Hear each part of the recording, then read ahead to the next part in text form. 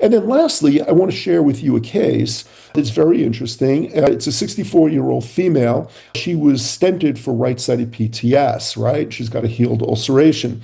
So with that, when they did the intervention, they gained access way too high. And as a result, we have a missed lesion here, right? The stent really should have covered this area of the venous fibrosis. So what I did to insulate this particular area is I lowered the color scale. You can appreciate the color aliasing.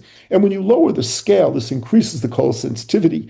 And now to keep the color nice and tight and to basically keep it from bleeding into the surrounding soft tissue, I then decrease the color gain. And you can see here that got it pretty right here because the color, right, goes around the area of the venous fibrosis. So now I'm going to introduce pulse Doppler here. I'm using a 60-degree angle parallel to the vessel walls. And now what I'm going to do is I'm going to advance the pulse Doppler through the area of the turbulence because I want the highest peak vein velocity. And here you can see it's 200 centimeters per second.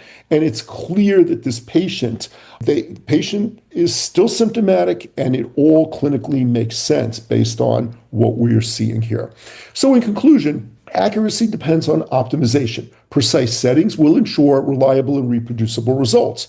Errors will introduce risk. Poor adjustments of the settings can distort the anatomy and flow, causing false positive and false negative results.